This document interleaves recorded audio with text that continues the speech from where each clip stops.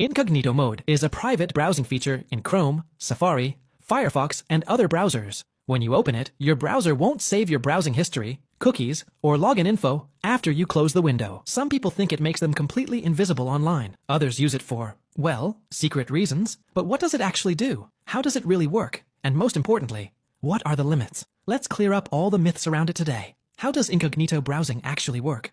Normally, when you surf the web, your browser is quietly collecting data. It saves cookies so websites remember you.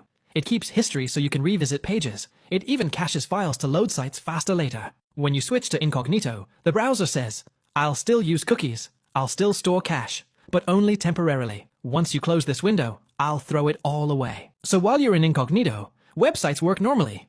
You can still log in, watch videos, shop online, but the moment you close that window, poof! It's like your session never happened. But here's the catch.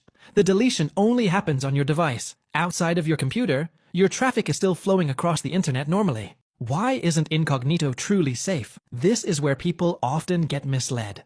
Incognito mode is great for hiding your activity from people who use the same device, but it doesn't hide you on the internet. Here's who can still see you in incognito. Your internet provider, ISP. They see every site you visit because your traffic still passes through them. Your work or school Wi-Fi admin. If you're using office or campus Wi-Fi, they can still track your browsing. Websites themselves.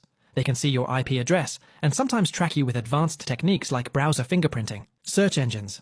If you log into Google while incognito, guess what? Google still knows it's you. So, an example.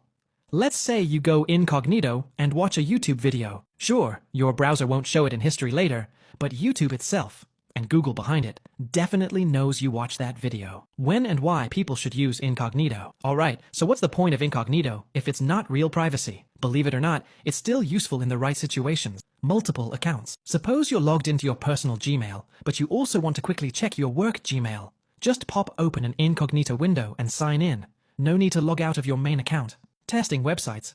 Developers often use incognito to see how a site looks to a brand new visitor without old cookies interfering. Shopping or booking tickets. Sometimes prices are based on your cookies and past visits. Incognito can give you a fresh view without that tracking. Borrowing someone's computer.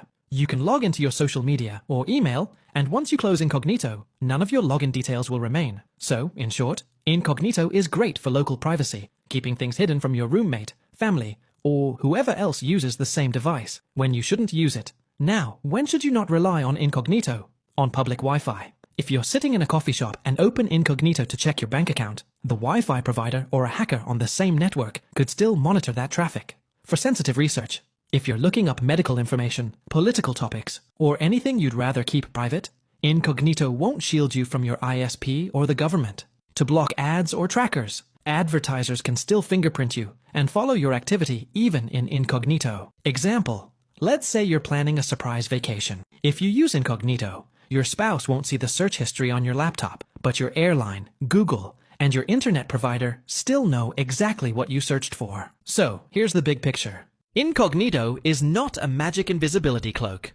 It's just a simple tool to stop your browser from saving history, cookies, and logins. It hides your activity from people on your computer, but not from the internet. If you truly want online privacy, you'll need stronger tools. A VPN to hide your traffic from your ISP, or the Tor browser if you need maximum anonymity. But if your only goal is to stop your laptop from showing that 3 a.m. search for how to dance like Michael Jackson in the morning, incognito mode works perfectly fine. Stay safe, stay smart, and remember, incognito hides things from your roommate, not from the internet.